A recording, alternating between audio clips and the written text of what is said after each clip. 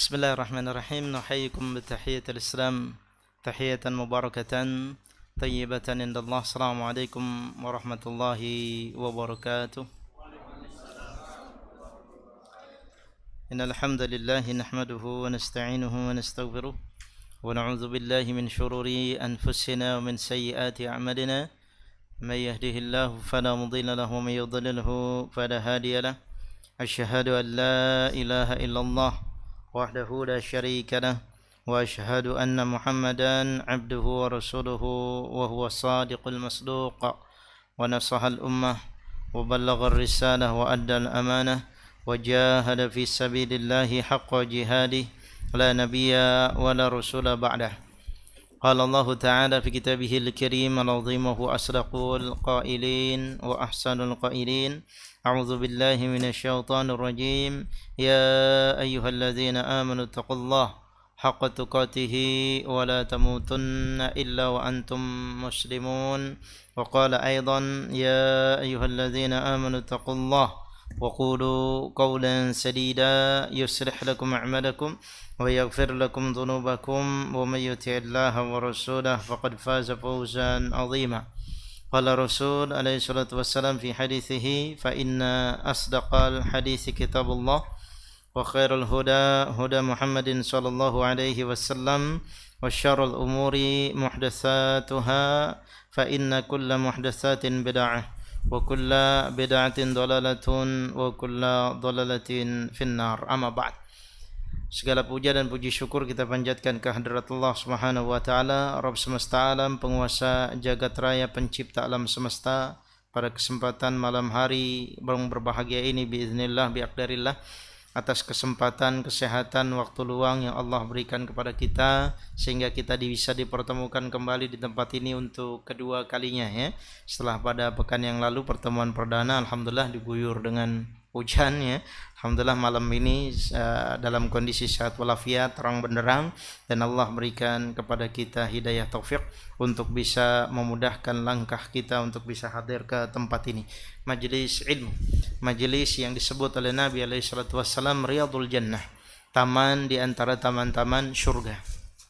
Salah seorang Syekh Al-Utsaimin rahimahullah taala, beliau pernah menceritakan dalam sebuah muhadarahnya yang terjadi dan diceritakan oleh Syekhul Islam Ibnu Taimiyah berkaitan dengan surga dan taman-taman surga. Salah seorang di antara yang belajar kepada Syekh, kemudian sudah lama belajar dengan Syekh, tiba-tiba murid tersebut sudah lama absen, ya tidak hadir dalam kajian atau pembelajaran. Usut punya usut, Syekh itu bertanya kepada muridnya, yang kemudian murid-murid yang lain mengatakan ada, si fulan ada di rumahnya, masih di rumahnya ada, tidak kemana-mana. Sehingga Syekh ini penasaran apa yang terjadi kepada si fulan ini, padahal sebelumnya selalu rajin, ya selalu hadir dalam majelis-majelis ilmu yang disebut Riyadul Jannah atau taman-taman surga. Kemudian didatangi oleh Syekh tersebut ke rumah muridnya ini. Kemudian ditanyakan kepada orang tersebut, maka orang tersebut menjawab, saya setiap malam bermimpi dan kemudian dibawa oleh malaikat ke surga. Dibawa oleh malaikat ke surga. Di sana saya menikmati berbagai macam kenikmatan yang Allah janjikan kepada saya. Setelah pagi saya dikembalikan lagi ke dunia. Dan ini terjadi selama beberapa masa, beberapa hari. Kemudian Syekh ini mendengar cerita tersebut, ya. Dia sekaligus ingin tahu, kalau begitu, kalau memang kamu sudah dapat ya tentang taman-taman surga itu, kemudian tempat tersebut sudah ada, saya mau ikut sama kamu. Ya, ini ceritakan oleh Syekhul Islam Taimiyah. Saya mau ikut sama kamu. Kemudian oke, kalau begitu nanti saya akan minta izin ya kepada malaikat yang mengajak saya untuk pergi ke surga setiap malam. Kemudian setelah itu oke, diizinkan, kemudian si Syekh ini kemudian ikut. Ya, ternyata dalam mimpinya pun diajak gitu ya oleh malaikat ini ke surga. Setibanya di sana, tiba-tiba karena Syekh ini sudah kepengen, dan juga salah satu di antara kita hidup tujuannya adalah untuk masuk surga. Ketika sudah ada di surga, ngapain balik lagi? Maka Syekh ini tiba-tiba dia tidak mau, udah saya nggak mau balik lagi. Sebagaimana muridnya kalau setiap pagi balik pulang, setiap pagi bangun kemudian balik lagi, dikembalikan lagi ke dunia. Maka kemudian Syekh ini menjawab, saya tidak mau kembali. Orang saya sudah ada di surga, ngapain saya harus balik lagi ke dunia? Udah hidup aja di surga. Ya, kemudian kata malaikat yang mendampingi ini, wah nggak bisa. Ini aturannya seperti itu. Ya, bahwa ini belum waktunya. Kamu kalau malam, kemudian saya ajak ke surga, kalau pagi harus balik ke dunia. Maka kemudian Syekh ini tetap tidak mau. Ya, dia tetap pengen berada di surga. Sehingga akhirnya malaikat ini ceritanya, malaikat ini marah. Ya, kemudian ditendanglah orang tersebut. Ternyata mereka berdua berada di tempat sampah yang ada di Baghdad. Ya, kemudian Syekh itu menyatakan kepada muridnya, itu bukan malaikat, itu adalah syaitan yang hendak menjerumuskan engkau. Dan ini juga pernah terjadi pada Syekhul Islam Ibnu Taimiyah sendiri. Ya, beliau sebagaimana yang kita ketahui hidup membujang sampai beliau meninggal tidak menikah. Bukan berarti orang yang tidak tahu tentang hukum nikah, bukan berarti orang yang tidak laku dalam tanda kutip, bukan berarti orang yang tidak mau menikah. Beliau tahu tentang bagaimana hukum-hukum pernikahan. Beliau paling tahu, makanya disebut sebagai Syekhul Islam. Beliau mendebat orang ahli filsafat dengan ilmu filsafat, ahli bahasa dengan ilmu ahli bahasa. Ya, kemudian orang yang memiliki pemahaman dalam asma wa sifat yang melenceng dan menyimpang, beliau juga menggunakan ilmu yang mereka miliki. Makanya disebut dan digelarkan Syekhul Islam Ibnu Taimiyah. Hidupnya perang, penjara, ilmu, perang, penjara, ilmu, gitu saja. Ya, karena apa yang ditulis oleh beliau salah satunya Aqidah Wasithiyah yang ditulis dari Ba'da Asar sampai Maghrib selesai. Ya, salah satunya untuk menjawab fenomena yang terjadi di kalangan orang-orang yang melakukan penyimpangan di kalangan penyimpangan dalam masalah asma wa sifat. Ya, kemudian akhirnya Ibnu Taimiyah dalam penjara, kemudian viral di kalangan masyarakat yang ada di luar bahwasanya Ibnu Taimiyah mengajar di mana-mana padahal orangnya ada di penjara. Sehingga dalam tanda kita, dalam bahasa kita sipir penjara gitu ya. Dalam hal itu adalah sultan yang kemudian memenjarakannya, ya betul. Memenjarakannya, bertanya kepada Syekhul Islam. Ya, kamu itu ada di dalam penjara, kemudian kata orang ini sudah ramai, kamu itu mengajar di mana-mana. Bagaimana bisa?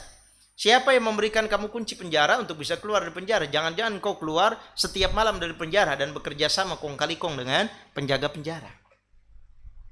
Maka kemudian Syekhul Islam Ibnu Taimiyah tidak. Saya tidak seperti itu, ya, bahwa yang mereka bicarakan dan mereka seolah-olah melihat persis sama seperti saya yang sedang menyampaikan ilmu, itu bukan saya. Itu bukan saya. Itu adalah jin. Itu adalah syaitan. Maka kemudian orang yang bertanya tidak percaya, kenapa engkau tidak mengatakan bahwa itu adalah malaikat yang menyerupai diri dengan engkau? Kenapa engkau mengatakan itu jin? Tapi bukan mengatakan malaikat. Maka Syekhul Islam Ibnu Taimiyah mengatakan malaikat tidak mungkin berbohong. Ya, malaikat tidak mungkin berbohong. Ma amarahum wa yaf'aluna ma yu'marun. Mereka tidaklah diperintahkan kecuali apa yang sudah diperintahkan oleh Allah Subhanahu wa taala kepada mereka. La ya'sunallah. Mereka tidak pernah ingkar dan tidak pernah membangkang serta tidak pernah bermaksiat kepada Allah Subhanahu wa taala. Ini kalau seseorang yang terjadi tauhidnya kurang kuat, tauhidnya tidak mantap, apa yang akan terjadi? Banyak diantara syubhat yang kemudian dimunculkan. Sehingga akhirnya kita terjerumus ke dalam apa yang diinginkan dan alur daripada yang diinginkan oleh syaitan. Maka kita perkuat tauhid dengan salahnya. Cara satunya adalah mengkaji buku-buku yang ditulis oleh para ulama tentang masalah aqidah sahihah, tentang masalah tauhid, tentang masalah yang bisa menguatkan peribadatan kita kepada Allah dengan asas yang kuat, asas yang mantap. Tapi ikhwani fiddin azanillah wa iyyakum, sedikit mukadimah yang saya sampaikan pada kesempatan malam hari ini. Alhamdulillah saya berbahagia bisa kembali ke sini, ya, bisa bertemu dengan antum. Sebagian mungkin ada yang belum hadir pada pekan yang lalu, ya, saya ucapkan ahlan wa sahlan.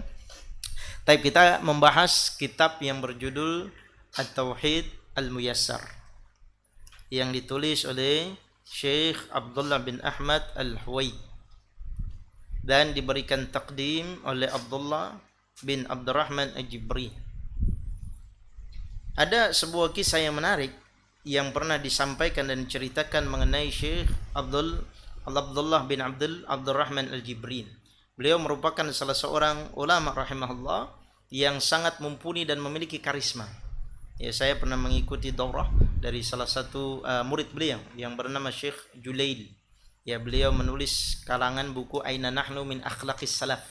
Ya, ada sebuah kitab namanya Aina Nahnu min Akhlaqis Salaf yang pernah saya bahas ya sebelum pandemi di teman-teman Sahati di Telaga. Selama 2 pekan ya, selama 2 minggu waktu itu ya, menyampaikan daurah. Nah, kemudian Syekh Jibrin ini yaitu gurunya, beliau mendapatkan amanah untuk mengajar di salah satu masjid. Ya, ini sekaligus juga menjadi motivasi bagi saya dan buat kita semua. Seorang ulama besar, seorang ulama yang mumpuni kapasitas keilmuannya dan kemampuannya, melakukan muhadharah atau melakukan ta'lim atau melakukan ceramah atau pengajaran di masjid. Tidak ada orang yang datang. Tidak ada orang yang datang. Artinya tidak ada jemaahnya. Kemudian Syekh yang menceritakan itu datang ke dalam masjid itu. Kemudian Syekh itu sudah melakukan muqaddimah, sudah kemudian menyampaikan pelajarannya. Kemudian dia datang sendirian. Dalam kondisi Syekh itu tidak ada siapa-siapa. Ketika sudah selesai, maka kemudian ditanya, kenapa Syekh? Ya, Anda masih melakukan pengajaran seperti ini, padahal tidak ada jemaahnya. Kalau saya mungkin pulang gitu ya, kalau nggak ada orang gitu ya. Tapi Syekh Jibrin, Masya Allah, dia mengatakan ini amanah yang diberikan kepada saya. Pantang bagi saya untuk mundur daripada amanah tersebut, ada atau tidak adanya jemaah atau orang yang hadir. Ya, ini salah satu di antara bentuk karakter, sifat dan juga akhlak dari para ulama yang perlu kita jadikan contoh. Ya, kenapa mereka bergelar ulama? Orang yang mendapatkan ilmu dari Allah Subhanahu wa taala, karena mereka adalah orang-orang yang memiliki karakter keimanan dan juga karakter sifat Al-Qur'an dan hadis Nabi alaihi salatu wassalam. Tapi ikhwani fid din, azanillahu wa iyyakum, pada pertemuan kemarin telah kita bahas dari halaman 5 dan 6 tentang muqaddimah atau pembukaan ya. Hari ini kita akan mulai masuk di halaman yang ke-7. Ya, silakan dibuka kitabnya. Ta'rifut Tauhidi. Amin kemana? Gak ada? Oh, ke Jakarta. Taib, siapa yang bisa baca? Nah, ada yang bisa baca? Ada yang bisa bantu? Bismillah. Minum ya.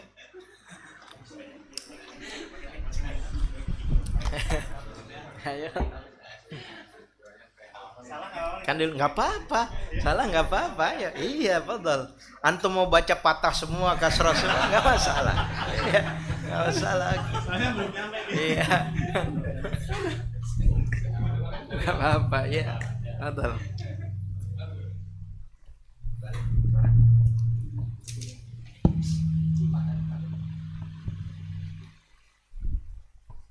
Ya, betul. Ya, yang lain mohon simak ya. Ya, satu guru satu ilmu, jangan ganggu ya. Betul. Bismillah. Ta'rifut tauhidi fil lughati masdarun atau masdaru Ustaz. Terus saja. Wahada yuwahhidu syai'a idza ja'alahu wahidan. Misalun idza qalat la yakhruju minal baiti ahadun ila Muhammadan takunu wahadatan Muhammadan bil khuruji minal baiti, wa idza qalat la yaqumu minal majlisi ahadun ila Khalidan faqat takunu qad wahadata Khalidan bil qiyami minal majlisi fi syari'i ifradallahi ta'ala al-awwalu ar-rububiyyatu wathani wal-uluhiyyatu wathalith al-asma'u was-sifatu. Cukup, hasbuk, masyaallah, jazakallah khair. Siapa namanya, Pak? Agus Abu Rayyan. Pekan lalu nggak ada ya? Ada. Oh, ada ya, masya Allah, tawadu ya. Di belakangnya, masya Allah, malu-malu ya. Sekarang ketahuan ya. Taib, masya Allah. Barakallahu fiik. Taib. Ikhwah fiddin, azanillahu wa iyyakum. Sekarang di halaman yang ke-7. Qala al-muallif rahimahullah, fidhahullah, ta'rifu at-tauhidi. Ta'rif maknanya adalah definisi atau makna. Bahasa mudahnya makna, bahasa kerennya definisi tauhid. Dalam mendefinisikan sebuah hal, para ulama memiliki kebiasaan dibagi menjadi dua, secara bahasa dan secara syar'i. Ya, kalau istilah kerennya secara etimologi dan apa gitu ya. Itu bahasa terminologi ya. Itu bahasa kerennya, tapi bahasa syar'inya adalah lugatan wastilahan, yaitu secara bahasa dan secara istilah. Ya, ini ta'rif atau definisi tauhid. Fi lugati. Nah, ada huruf jar fi. Min ila an ala fi. Fi berarti huruf jar. Huruf jar ini tugasnya adalah memajrurkan isim yang datang setelahnya, salah satunya huruf terakhir dari kalimat yang datang setelah huruf jar dibaca kasroh. Fil lugati. Ya. Bukan dibaca fil lugotu atau fil lugota. Nah, kalau bacanya fil logota, mainnya kurang jauh ya. Logota. Nah, bacanya fil logoti ya. Kenapa dia dibaca ti? Karena adanya fi itu. Nah, ini dalam bahasa Arab begitu seninya. Berarti secara bahasa. Apa makna daripada tauhid secara bahasa? Maknanya adalah masdaru wahhada yuwahhidu syai'a. Masdar itu bahasa kitanya adalah sumber. Tapi kalau dalam ilmu bahasa khususnya shorof, itu masdar posisinya di tempat ketiga dari tasriful usul. Ya, wahhada yuwahhidu tauhidan. Ikut wazan fa'ala yufa'ilu taf'ilan. Nah, berarti masdar itu maksudnya posisi ketiga pada tasriful usul. Ya. Karena nanti ahlu bahasa terbagi menjadi dua. Ada yang mengatakan asli dari sebuah bahasa itu adalah fi'il madhi, kata kerja lampau. Misalnya dahaba, misalnya khoroja, keluar, dahaba, pergi, itu aslinya. Satu mazhab mengatakan demikian. Ada mazhab lain, karena ada dua mazhab, Basriyun dan Kufiyun. Mereka mengatakan asli dari bahasa Arab itu dari masdar, bagian yang ketiga. Nah, kalau misalnya saya katakan dalam bahasa Indonesia memukul, telah memukul, sedang memukul, dan pukulan. Nah, pukulannya itu disebut masdar. Telah memukul berarti yang telah lewat. Sedang memukul berarti sekarang ya, atau akan datang. Sementara pukulan, nah itu yang disebut masdar. Pokok kalimat. Ya. Dari kalimat wahhada yuwahhidu syai'a, yaitu menjadikan satu. Syai'a sesuatu. Ya, sesuatu kita jadikan satu. Idza ja'alahu wahidan. Apabila dia menjadikan sesuatu itu, hu-nya itu kembali ke syai'a. Apabila dia menjadikan sesuatu itu satu. Itu namanya tauhid. Makanya orang yang bertauhid disebut apa? Muwahhid. Nah, kita itu semua muwahhid karena belum masna. Belum masna, masih muwahhid. Nah, kalau muwahhid berarti ahlu tauhid. Jangan malu kita bilang ana muwahhid. Ya, saya ahlu tauhid maksudnya menjadikan satu. Ya, bininya cuma satu gitu maksudnya. Itu namanya muwahhid. Ya. Nah, orangnya disebut muwahhid, tauhid adalah masdarnya itu menjadikan satu. Ya. Mithalun, contohnya disebutkan oleh beliau. Ini dianalogikan kepada kita dengan sebuah perumpamaan. Idza qulta, ya, bukan dibaca qolats ya. Kalau qolats ada alifnya, qolats. Nah, ini kalau enggak ada alifnya berarti antara qulta, qultu, qulti. Ya, kalau qolats pasti ada alifnya, qolats. Ya. Kalau dia nyambung bukan berarti salah cetak. Ya, ini salah cetak, ini harusnya ada alifnya, tidak. Ya, tapi kulta, idza kulta. Jika Anda mengatakan kulta, engkau mengatakan la yakhruju minal baiti ahadun. illa Muhammadun. Nah, kalau dibaca Muhammadan pasti ada alifnya juga di belakang. Walaupun sebotak-botaknya kitab, alifnya nggak akan hilang kalau dia dibaca fathah. Paham ya? La yakhruju, tidak keluar, minal baiti, apa baiti? Rumah, dari rumah, ahadun, seorang pun, illa Muhammadun, kecuali Muhammad. Nah, lihat, perhatikan di sini permisalan atau perumpamaan yang dibawakan oleh beliau sebagai contoh. La yakhruju minal baiti, tidak keluar dari rumah, ahadun, seorang pun, illa Muhammadun, kecuali Muhammad. Artinya nggak ada yang keluar dari rumah itu kecuali Muhammad doang. Ya, apa maksudnya? Takunu wahatta. Wahatta. Nah. Muhammadan bil khuruji minal baiti. Berarti Anda menjadikan Muhammad itu satu-satunya, ya.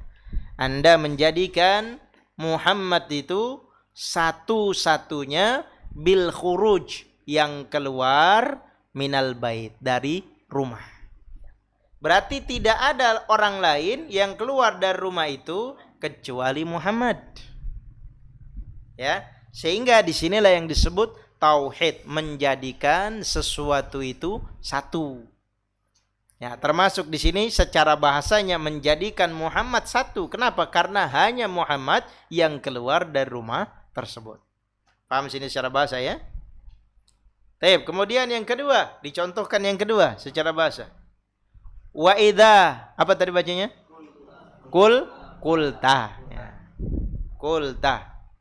Kan kalau secara tasribannya qala, qalu, qalat, qalata, qulna. Qulta, qultuma, qultum, qulti, qultuma, qultunna. Nah, ini kulta. Nah, idza qulta, kalau qalu, kopi dulu ya, qol.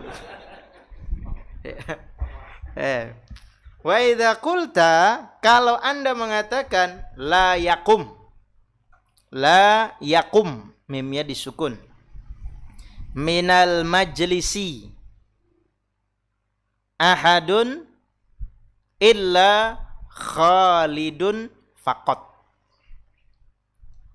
La yakum, jangan berdiri, minal majlisi, dari sebuah majlis, ahadun, seorang pun, illa Khalidun, kecuali Khalid. Ya, misalnya di sini ada 20-an orang. Ya, kemudian ada satu orang yang namanya Khalid. Kemudian saya katakan la yaqum minal majlis illa Khalid. La yaqum minal majlisi ahadun illa Khalidun faqat. Jangan ada yang berdiri dari majlis ini kecuali si Khalid saja. Berarti saya menjadikan Khalid satu-satunya orang yang berdiri. Ya, itu disebut tauhid secara bahasa. Faqat itu bahasa kitanya saja. Ya, kecuali Khalid saja. Ya, bahasa gaulnya doang. Ya, kecuali Khalid doang.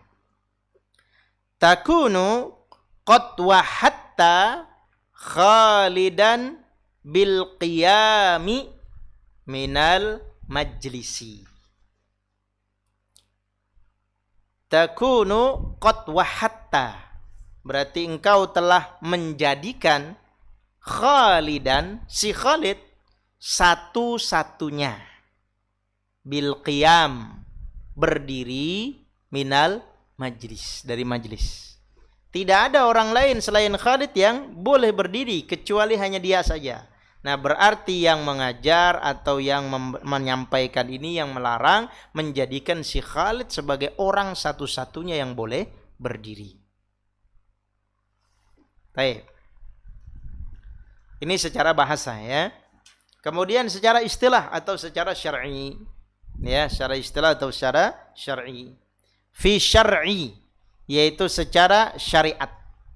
makna dari tauhid secara syar'i atau istilah.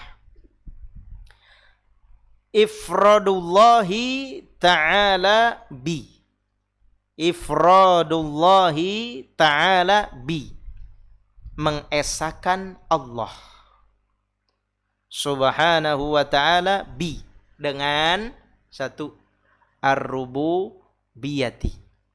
Rububiyah. Dua, wal uluhiyati. Uluhiyah. Tiga, wal asma'i was sifati. Dan yang ketiga, asma dan sifat. Sebagian orang mengatakan kita kaum ahlus sunnah wal jamaah juga melakukan perbuatan bid'ah. Dengan cara apa? Dengan membagi tauhid menjadi tiga. Karena menurut mereka tidak pernah ada dan tidak pernah dikenal di zaman Nabi SAW membagi pembagian tauhid menjadi tiga macam. Memang ini yang pertama kali dicetuskan oleh Syekhul Islam Ibnu Taimiyah. Tapi ini maksudnya apa? Min babi at-tashil, untuk memberikan kemudahan kepada kita mencerna yang disebut masalih al-mursalah, maslahat mursalat. Ya, kenapa? Karena kalau tidak dibagi seperti ini, mungkin kita akan mengalami kesulitan. Bagaimana caranya untuk membedakan antara tauhid satu dengan tauhid yang lain. Ya, maka dibagi menjadi tiga. Ada yang dikenal tauhid rububiyah, uluhiyah, dan asma wa sifat. Ya, mungkin sampai bab ini kita sering dengar. Kita sering mengkaji. Ya, kita sering ikut kajiannya tentang bab-bab ini. Ya, maka hakikatnya tauhid harus sering diulang-ulang. Ya, supaya apa? Supaya ngelotok, ya, supaya terus tercas, ya, supaya terus terupdate. Ya, supaya tidak mudah tergoda dengan berbagai macam rayuan, bujukan atau casing yang mengatasnamakan agama, spiritual, religius, akan tetapi apa? Bertentangan dengan tauhid yang benar. Baik. Berikutnya.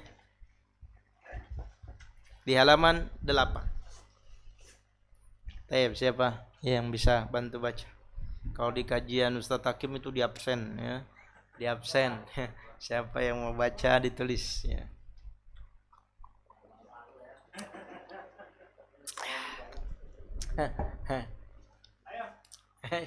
Ayo.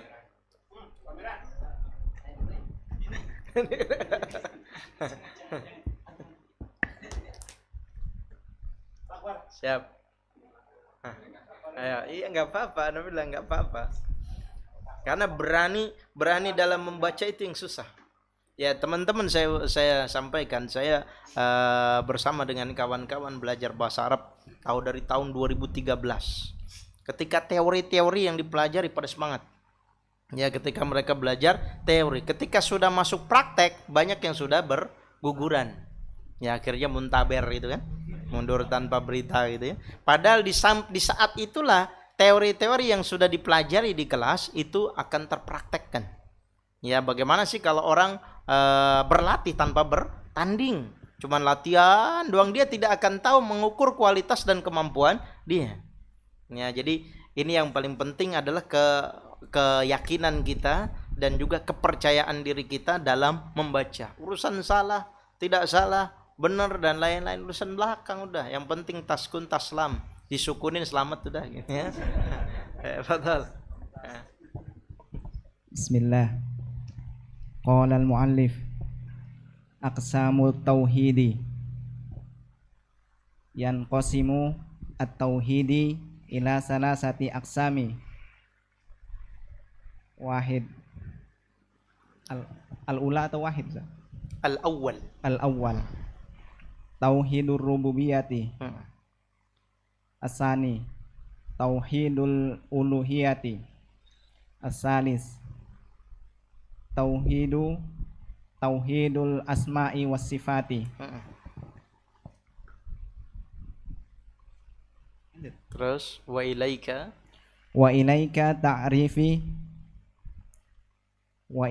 ta'rifu kullu qismun minha ma'a bayanin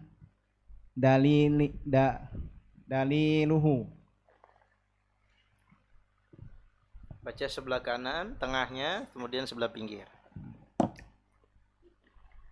Ini ada ayat-ayat Quran, gampang nih ya. Nah. Nau'ut tauhidi. Ta'rifahu. Daliluhu.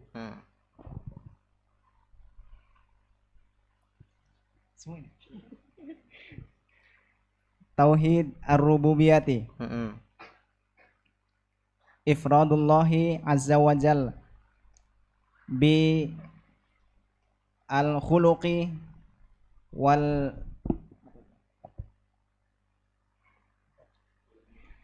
wal mulki wat tadbiri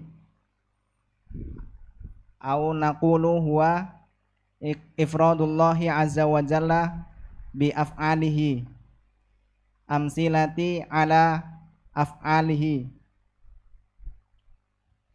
al khuluqu war rizqu wal ihya'u wal imatatu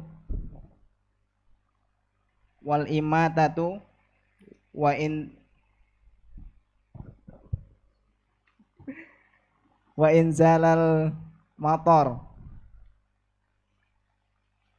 wa in bata asyajar wa ghairi dhalik. Daliluhu ala lahul khulqu wal amr walillahi mulkus samawati wal ard qul man yarzuqukum minas samai wal ardi amman yamliku sam'a wal ard wal absara wa may yukhrijul hayya minal mayyiti wa yukhrijul mayyita minal hayyi wa may yudabbirul amr fasayaquluna Allah faqul afala taqilun Afala tattaqun. Ya, cukup dulu. Nah, napas dulu silakan. Khawani fiddin azanillahu wa iyyakum. Tayyib. Aqsamut tauhidi. Aqsam jamak daripada qismun. Berarti bagian atau macam-macam atau jenis-jenis tauhid. Tadi yang sudah kita ketahui bahwa makna daripada tauhid secara syar'i adalah tauhid rububiyah, uluhiyah dan asma wa sifat. Yaitu dengan cara mengesakannya. Nah, kemudian pembagian atau jenis-jenis tauhid ini kata beliau yanqasimu. Dari mana ini kita bisa tahunya bacanya yanqasimu? Dari wazan fi'il. Dari ilmu tasrif atau ilmu sorob. Ikut wazan in fa'ala yanfa'ilu, in qasama yanqasimu. Nah, antum hafal satu bisa kepake buat ratusan bahkan ribuan kata. Nah, itulah yang menyatakan bahasa Arab itu mudah gitu ya. Karena dia ingat hafal satu wazan bisa kepake buat ratusan bahkan ribuan kata. Ya, walaupun ada atau tidak adanya harokat nggak masalah. Kenapa? Karena sudah hafal wazannya. Ya, in qasama yanqasimu. Nah, dibacanya yanqasimu bukan yanaqasama, ini kisimi bukan. Yanqasimu. Nah, dari mana taunya? Dari musharraf tadi ya. Yanqasimu at-tauhidu ila salasati aqsamin. Yanqasimu berarti terbagi. Tauhid terbagi menjadi 3 jenis atau 3 bagian atau 3 macam. Al-awwal ya, kalau untuk menunjukkan kepada bilangan yang bilangannya itu bertahap tingkatan pakainya al-awwal wasani wasalis warabi wal khamis. Kalau buat hitungan 1 2 3 4 pakainya wahid isnan salasa arba'ah khamsah. Sebagaimana dalam bahasa kita ya, 1 2 3 4 5. Pertama, kedua, ketiga gitu ya. Taib. Al-awwalu tauhidur rububiyyati. Bisa antum baca tauhidir rububiyyati atau antum baca tauhidur rububiyatu. Tauhidur rububiyati, afwan. Jadi dengan du atau di. Tauhidur rububiyati yang pertama adalah tauhid rububiyah. Nanti definisinya akan dibahas di bawah. Yang kedua, tauhidul uluhiyati, yaitu tauhid uluhiyah, sering diidentikan dengan tauhid ibadah. Dan yang ketiga, tauhidul asma'i was sifati, yaitu tauhid asma dan sifat. Wa ilaika, ya di sini kafnya, ya ilaika, kafnya memang bertulisannya begitu ya. Kalau sesuai dengan kaidah biasanya itu kafnya bentuk kaf biasa. Ilaika ta'rifu kulli kismin minha ma'a bayani dalilihi. Ilaika, atasmu gitu ya. Artinya wajib buat kamu. Berarti sang penulis mengatakan kepada kita al-qari, orang yang membaca, ta'rifu kulli kismin, yaitu mengetahui setiap bagian. Ta'rifnya di sini maknanya adalah mengetahui. Ya. Kalau tadi ta'rif yang sebelumnya adalah pengertian atau definisi. Ta'rifu kulli kismin, yaitu mengetahui setiap bagian. Kulli setiap, kismin bagian.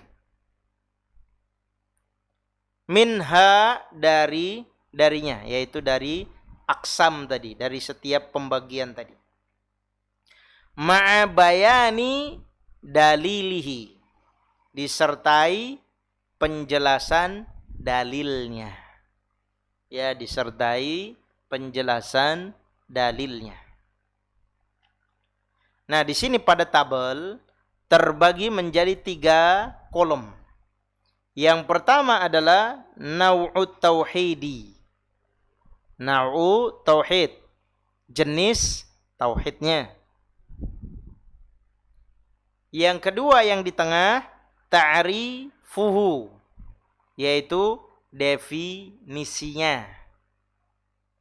Yang ketiga, daliluhu, yaitu dalilnya. Para ulama dari dahulu sampai sekarang sangat mudah, simpel dalam menulis kitab. Mereka tinggal menyebutkan babnya, kemudian menyebutkan definisinya dan dalil-dalilnya serta hukumnya. Selesai, beres. Tapi kalau ini kemudian dibacakan atau ini kemudian kita konsumsi sebagai orang-orang yang memiliki banyak keterbatasan di kalangan umat saat ini, akan mengalami kesulitan. Ya, antum bisa lihatlah kitab-kitab tauhid ya, yang ditulis oleh Syekh Muhammad bin Abdul Wahab. Buku tipis saku yang bisa dikantongin kemana-mana. Bukunya tinggal menyebutkan bab-babnya, kemudian sama beliau apa yang dibahas babnya, definisinya, kemudian dalilnya, sudah selesai. Berpindah ke bab berikutnya. Tapi kalau ini tidak disyarah oleh ulama-ulama sekarang yang lebih mengetahui tentang kondisi umat saat ini, mungkin kita akan mengalami banyak kesulitan. Ya, maka mereka sangat membantu kepada kita untuk mensyarah atau menjelaskan kalimat-kalimat yang disebutkan oleh para ulama kontemporer, ulama-ulama terdahulu. Ya, ulama-ulama turos atau yang dikenal ulama klasik. Ya. Maka ini salah satunya disebutkan sudah jenisnya apa, kemudian definisinya dan dalilnya. Ya. Tauhidur rububiyati, yang pertama adalah tauhid rububiyah. Definisinya adalah ifradullahi azza wa jalla, yaitu mengesakan Allah. Dengan apa? Ada 3 macam di sini yang disebutkan dalam definisinya. Yang pertama adalah al-khalqu. Nah, ini bisa dibaca macam-macam nih.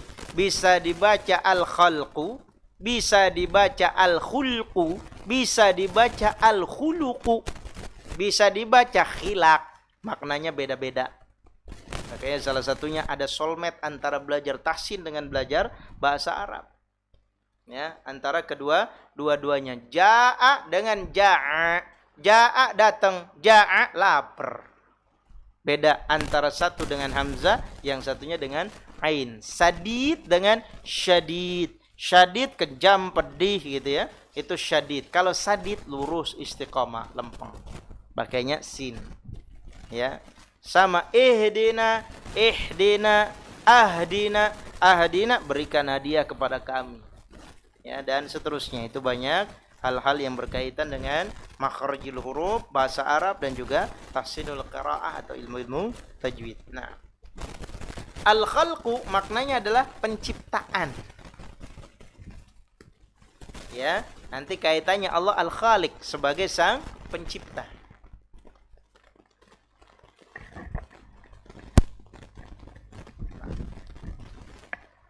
Berikutnya al-mulku. Nah, ini juga sama. Bisa dibaca al-malik. Kalau al-malik maknanya apa? Raja. Bisa dibaca malak. Malak bukan palak ya. Malak itu maknanya apa? Malaikat. Bisa dibaca mulk. Kerajaan. Nah, kalau misalnya sering saya dapat pertanyaan, kalau misalnya ada beberapa kalimat atau ada kalimat yang bisa dibaca berbeda-beda, lantas gimana cara membedakannya? Nah, ketahuannya dari bentuk yang dibahas apa.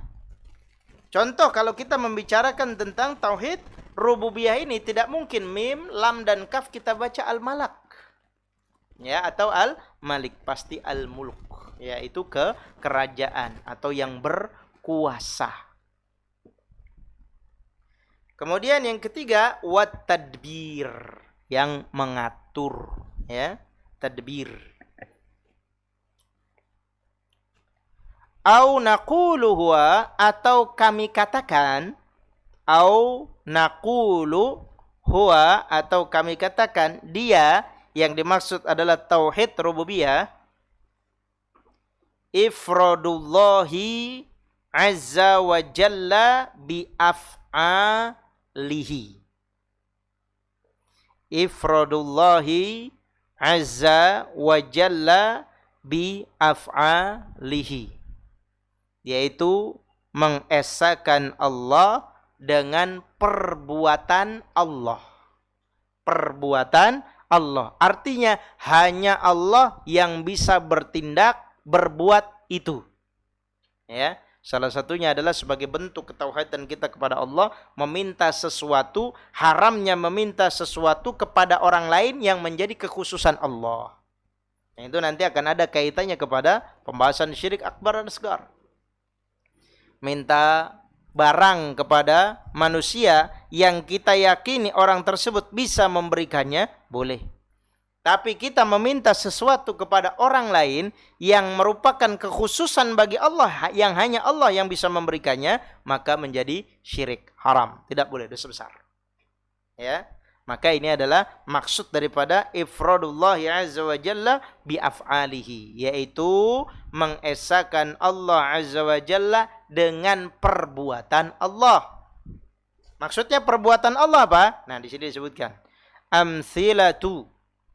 amsilatun ala af'alihi, contoh-contoh pada perbuatan Allah yang hanya Allah yang bisa melakukannya.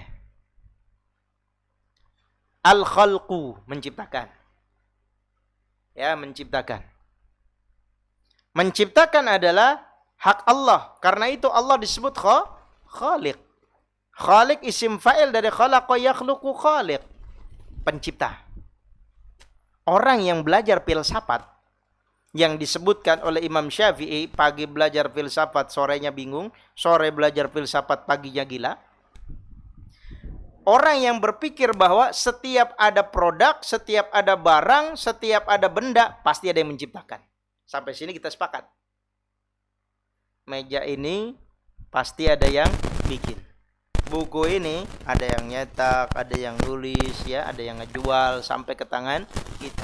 Begitu juga tisu, apakah gelas, apakah air, ini semua pasti ada yang menciptakan.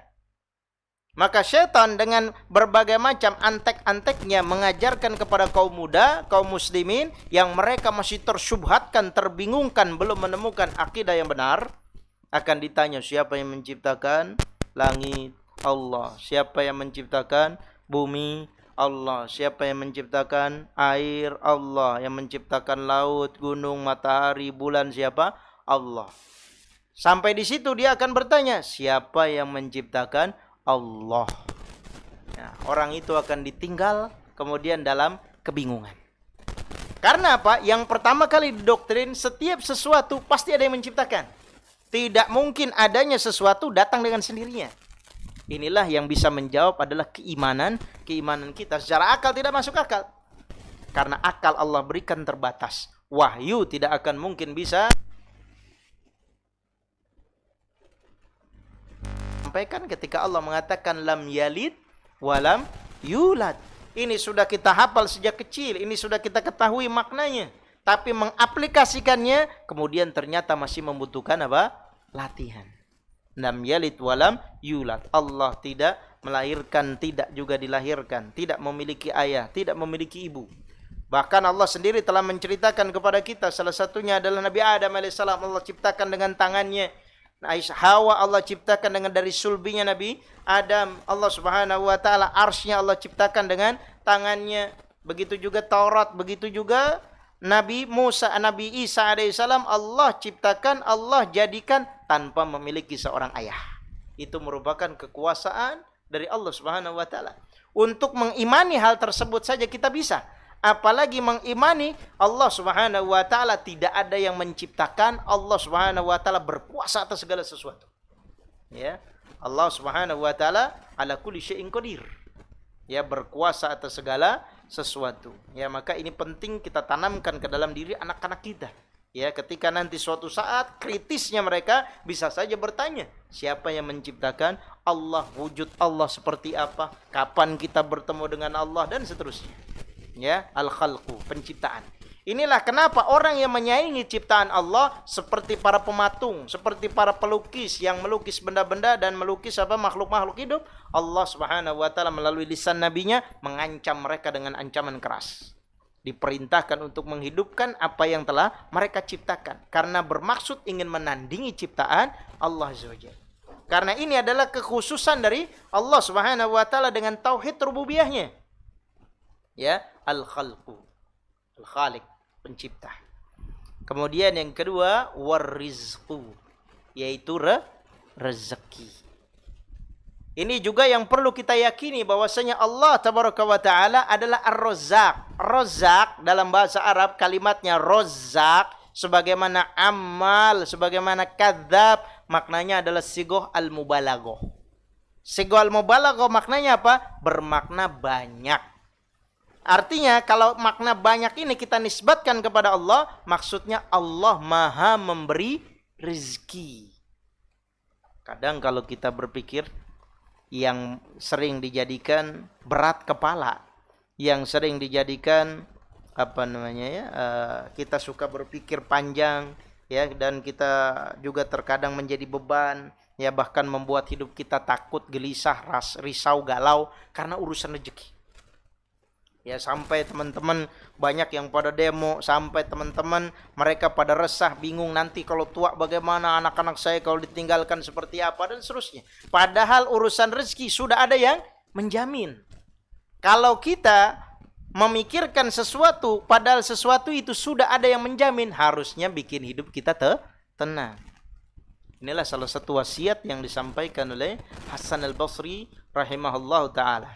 Ketika beliau dikenal sebagai orang yang paling zuhud di kalangan para tabi'in. Hasan al-Basri 9 tahun ketika Rasulullah sallallahu alaihi wasallam meninggal, 9 tahun kemudian beliau lahir. Ya, dan sempat disusui oleh Ummu Salamah, ummahatul mukminin. Dan beliau terkenal sebagai ulama dan umara. Ya, orang-orang terdahulu yang menjadi khalifah dan menjadi pemimpin bukan hanya sebagai umara atau amirul mukminin tapi bergelar ulama. Jadi rakyatnya bukan bertanya urusan politik, ekonomi, budaya saja, tapi juga dalam masalah urusan agamanya. Ya, kemudian di antara rakyatnya ada yang mengatakan, ya qala lahu ya imam, ma sirru zuhdika minad dunya? Apa rahasia kezuhudan kamu dari dunia? Maka Hasan al-Basri menjawab, salah satunya adalah beliau mengatakan, alimtu anna rizqi lan ya'khudahu ghairi fatma'anna qalbi.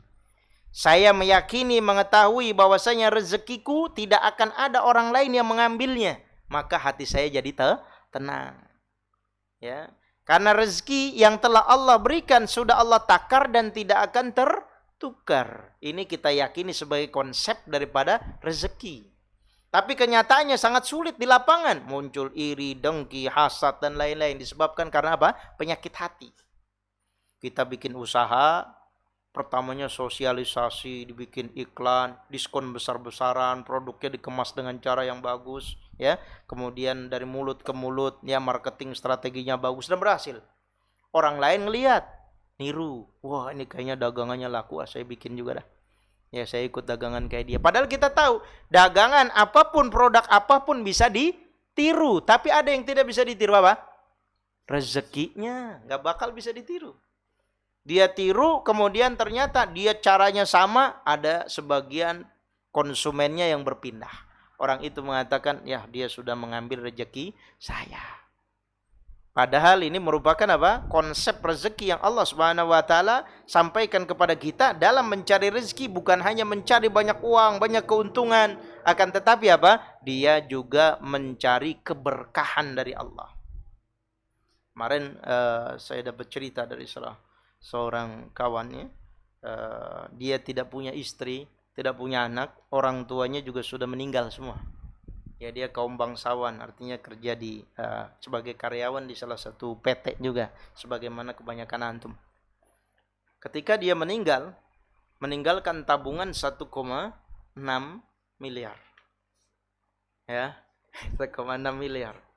Di bawah kasurnya itu, di bawah kasur dan di bawah bantalnya, duitnya sampai pada nempel. Duitnya sampai pada nempel. Teman-temannya itu pada bukain susah gitu ya.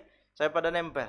Tanahnya di mana-mana, dan kemudian dia sudah panjer DP-DP ke material-material ya untuk bangun tanahnya, tapi belum ada yang diambil barangnya. Ya, sehingga kakaknya itu nuntut ke pengadilan supaya dia dapat warisan gitu ya. Karena bapaknya, ibunya tidak ada, istrinya nggak ada, anak apalagi gitu ya, hidup sebatang kara, hidup sendirian, kecuali dengan saudara-saudaranya ini. Gitu ya, insyaallah. Saya tanya sama teman-teman yang nyampein, dia punya usaha lain nggak sampai saldonya banyak begitu? Enggak, cuma jadi karyawan. Dalam hati saya, pantas karyawan perbetah ya. Jadi kaum bangsawan, masya Allah. Iya. Punya saldo 1,6 miliar, tidak dibawa meninggal. Ya. Bahkan disebutkan dalam sebuah anekdot, sampai kaos kaki bolong saja masuk ke dalam makam, walaupun kaos kaki itu memberikan banyak memori dan histori buat dia, tetap tidak boleh. Wah, dengan kaos kaki ini saya menang futsal banyak, main bola di mana-mana, dibawa ke dalam makam tetap tidak boleh, apalagi duit yang sedemikian banyak. Masya Allah ya. Ini menjadi pelajaran buat kita semua. Ya, buat kita semua dalam urusan rezeki yang kemudian Allah sudah jamin, terkadang bikin kita pusing. Contoh, antum dapat tugas ya keluar kota, kemudian dari pihak PT perusahaan kemudian menjamin, udah antum pergi aja PP, kami jamin di sono antum makan, penginapan dan keluarga yang antum tinggalkan di sini kami jamin. Apa yang akan terjadi? Berangkat pulang tenang. Kita akan berusaha untuk memaksimalkan pekerjaan supaya orang yang menjamin itu puas dengan kita. Kita berikan pelayanan, servis dan seterusnya. Ya, begitu juga yang seharusnya kita lakukan kepada Allah dalam urusan sesuatu yang sudah Allah jamin. Ya, dalam masalah rezeki kita sudah yakin Allah Ar-Razzaq, Allah sebagai pemberi rezeki. Wal ihya'u wal imatatu. Wal ihya, ya, yaitu maha menghidupkan. Wal imatatu, mematikan. Ini juga ada kisah yang menarik ya. Dari Nabiullah Ibrahim alaihissalam. Allah Subhanahu wa taala sebutkan di dalam surat Al-Baqarah ayat ke-200-an ya. Sebelah kiri paling atas. Pakai sebelah kiri halaman paling atas. Tahu halaman berapa, enggak tahu ya. Baik. Allah Subhanahu wa taala mengatakan, wa idz qala Ibrahimu rabbi arini kaifa tuhyil mauta. Qala awalam tu'min. Allah menceritakan di dalam surat Al-Baqarah ini, wa idz qala Ibrahim, ingatlah ketika Nabiullah Ibrahim alaihissalam mengatakan, Robbi arini, ya Allah tampakkanlah kepadaku, perlihatkanlah kepadaku, kaifa tuhyil mauta, bagaimana kamu menghidupkan sesuatu yang sudah mati.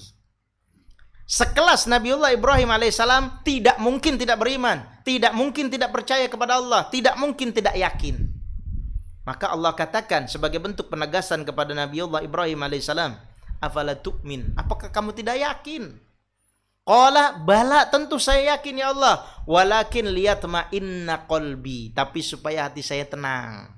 Kenapa? Desakan dari kaumnya ketika para nabi mereka menyampaikan permasalahan tauhid, di tengah mereka semua percaya kepada patung, maka salah satu pertanyaan yang dilakukan oleh para kaumnya secara kritis kepada nabinya, bagaimana cara Rob kamu menghidupkan sesuatu yang sudah mati? Maka Allah ijabah. Lihat, Allah ijabah dengan mengabulkan apa yang disampaikan dan diminta oleh Nabiullah Ibrahim alaihissalam. Kaifa tuhyil mauta qala awalam tu'min qalu bala walakin liyatma'inna qalbi qala fakhudh arba'atan minat tayri fasurhunna ilaika, suruh ngambil apa? Burung. Ya, kemudian dipotong-potong, ditaruh di gunung-gunung. Ya, disebutkan dalam tafsirnya salah satunya oleh Imam At-Tabari dan juga Imam Asy-Syaukani dalam kitabnya Fathul Qadir, bahwasanya sayapnya terbang duluan, kemudian jemput kakinya, kemudian jemput ininya, kepalanya belakangan. Ya, kepalanya belakangan, divisualisasikan nggak akan nyampe gitu ya. Ya, sampai akhirnya ini di satu tempat menyatu jadi satu, kepalanya dijemput datang menemui Nabiullah Ibrahim alaihissalam dengan mata kepalanya sendiri. Ya, Allah Subhanahu wa taala ingin memperlihatkan kepada Nabiullah Ibrahim alaihissalam, Allah menghidupkan sesuatu yang sudah mati sangat mudah bagi Allah. Ya, sangat mudah bagi Allah Subhanahu wa taala. Bahkan menghidupkan sesuatu itu lebih sulit seharusnya dibandingkan dengan mematikan. Benar ya, kayak bongkar pasang aja. Bongkar pasang motor lebih gampang masangnya apa lebih gampang bongkarnya? Bongkar gampang. Ya, masang Masya Allah 2 hari belum tentu kelar kalau nggak punya ilmunya. Iya. Ya. Kalau bongkar mah gampang, yang penting ada martil jadi. Ya, Allah Subhanahu wa taala memberikan ya pelajaran kepada Nabiullah Ibrahim alaihissalam. Begitu juga ketika kaum Hawariyun, ya, kaum Hawariyun adalah kaum setia dari Nabiullah Isa alaihissalam. Nabi-nabi terdahulu sebagaimanapun mukjizat yang Allah berikan kepada mereka, kemampuan yang Allah berikan kepada mereka, keistimewaan yang mereka dapatkan dari Allah, tetap membutuhkan partner dan orang-orang setia. Apalagi kita juga dalam dakwah, tidak mungkin ustadz bisa berjalan sendiri, kiai bisa berjalan sendiri tanpa adanya orang-orang yang mendukung.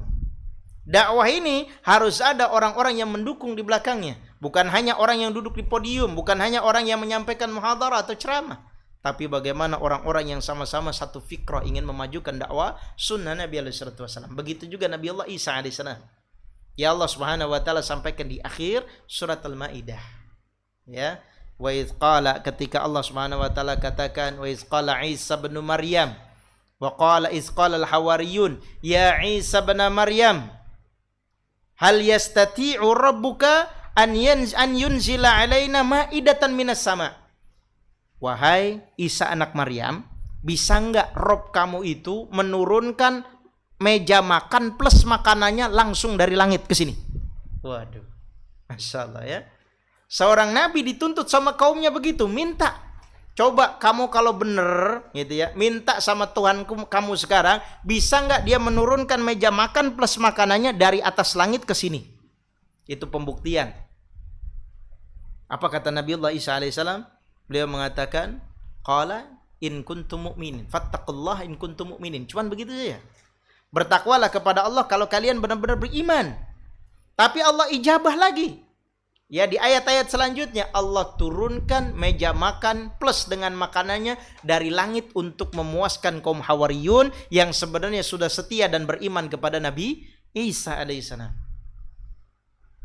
Tapi di akhirnya Allah katakan, kalau dengan cara seperti itu masih membuat mereka tidak beriman, maka azab Allah akan diberikan kepada mereka yang belum pernah dirasakan oleh orang yang melakukan pembangkangan lain, dosa-dosa lain selain daripada itu.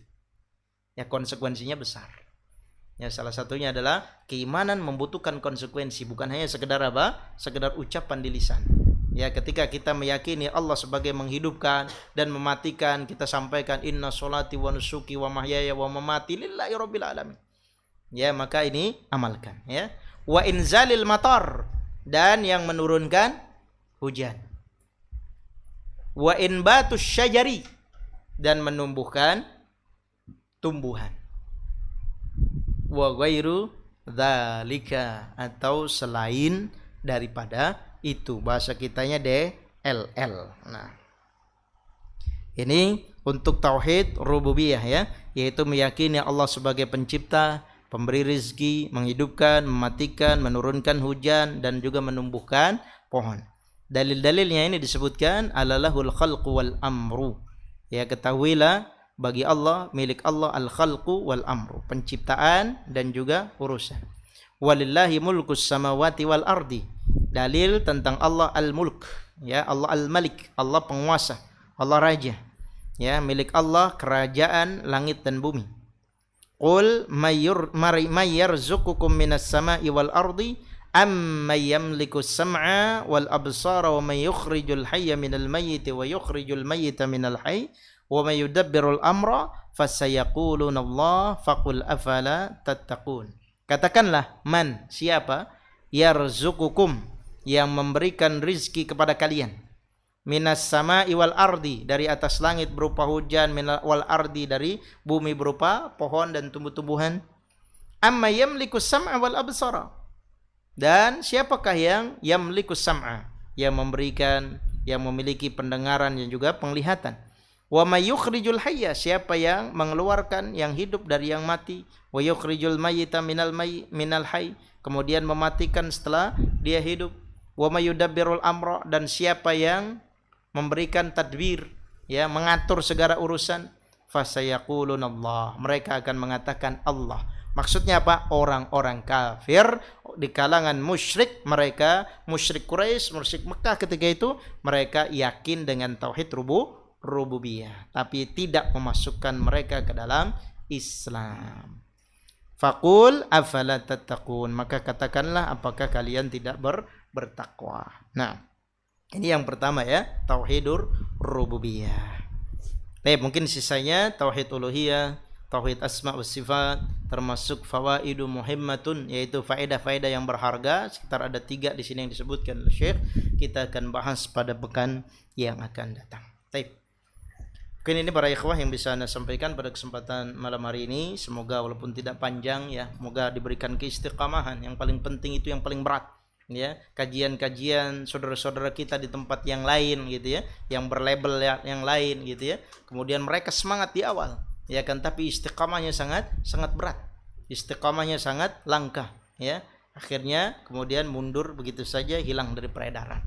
Dan kita yang diuji adalah istiqamah, dan ini adalah sesuatu yang paling berat yang harus kita miliki. Orang yang mendapatkan ilmu dan mencari ilmu butuh hidayah dari Allah. Sementara untuk mengamalkan ilmu, dia butuh lagi hidayah dari Allah Azza wa Jalla. Kita sering dibingungkan, orang ini kan sudah tahu ya, tapi masih melakukan. Itulah hidayah. Ya, ilmu untuk mencarinya dibutuhkan hidayah taufik dari Allah. Untuk mengamalkan ilmunya juga diperlukan hidayah taufik dari Allah Azza wa Jalla. Karena itulah ini yang selalu kita minta, agar Allah memberikan kemudahan kepada kita untuk bertaqarrub dan mendekatkan diri kepadanya. Tapi barangkali ini ikhwah yang bisa Anda sampaikan, barangkali ada tambahan, masukan dan lain-lain, kami persilahkan. Nah,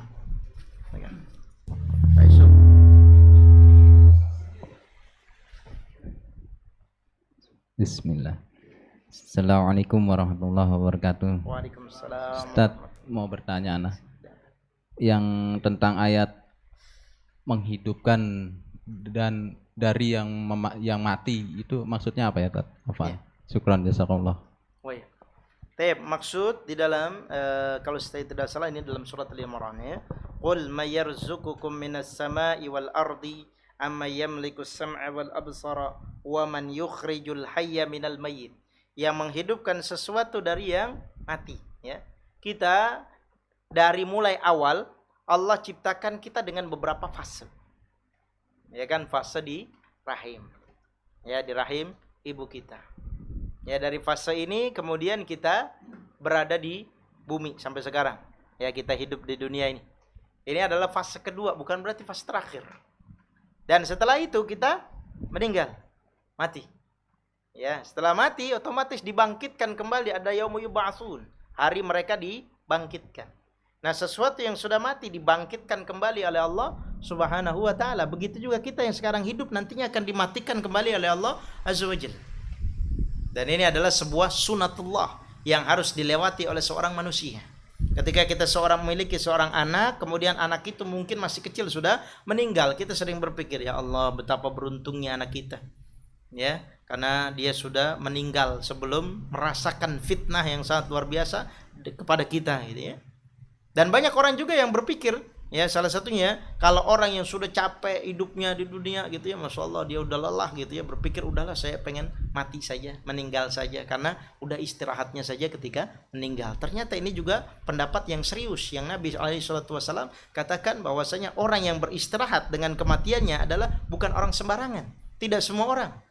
Saya kenal dalam salah satu ikhwah, ya tidak sengaja saya ketemu, sudah lama sekali tidak ketemu sama dia. Kemudian dia sebutkan, saya punya ibu dia sudah 90 tahun lebih ya, tinggalnya di daerah Villa Mutiara situ ya. Ibunya itu sudah bosan untuk hidup. Ya sampai cerita kepada anaknya, udah ibu dibawa aja ke dokter, minta sama dokternya suntik mati aja. Atau rumahnya kan deket kali, udah kalau enggak buang kali aja. Itu ibunya. Setiap kali anaknya datang ke itu selalu ngomongnya begitu. Ya bilang kepada anaknya selalu ngomong begitu. Gimana Ustaz ya? Caranya gimana? Antum ajarkan saya sebuah doa. Nabi SAW mengajarkan kepada kita sebuah doa. Allahumma ahyini idza kanatil hayatu khairan li wa tawaffani idza kanatil wafatu khairan li. Ya Allah, hidupkanlah aku apabila kehidupan itu lebih baik bagiku, dan matikanlah aku apabila kematian itu lebih baik bagiku. Udah selesai. Makanya dalam kitab At-Tazkirah disebutkan oleh Imam Al-Qurtubi, salah satunya larangan bagi seseorang untuk berangan-angan bercita-cita mati karena ada pengaruh dalam jasad ataupun harta. Tapi dia boleh bercita-cita, berkeinginan untuk mati kalau memberikan pengaruh kepada agamanya. Ya, walaupun di situ dalil-dalil yang disampaikan oleh Imam Al-Qurtubi, dalil kepada Maryam, dalil kepada Nabi Allah Yusuf alaihissalam, gitu ya, walaupun di situ ada pro kontra di kalangan para ulama. Ya, artinya menghidupkan sesuatu yang sudah mati, manusia yang nantinya akan dimatikan oleh Allah kemudian dihidupkan kembali, dan setelah itu orang tersebut akan mendapatkan hari penghisapan, dan setelah selesai nanti sudah ada surga dan neraka, maka orang tersebut akan kembalinya kemana? Itu sudah kekal ya, dan di surga tidak akan ada lagi kematian ya, tidak akan ada rasa sakit dan seterusnya. Wallahu taala a'lam. Cukup.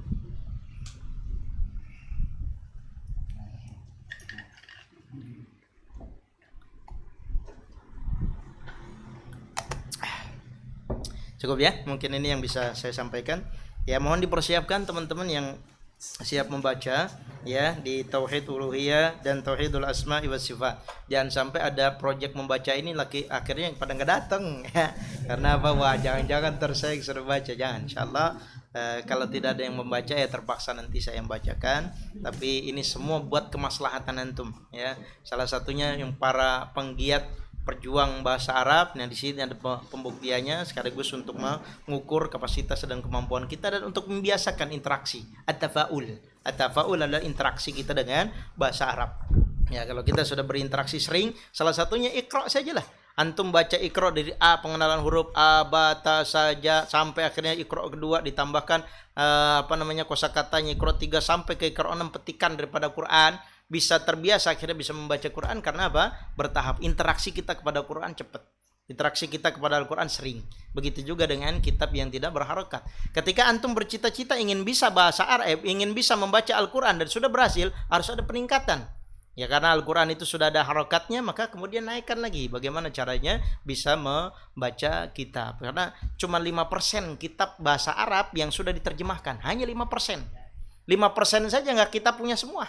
Ya, hanya 5% yang sudah diterjemahkan. 5% saja kita punya semua.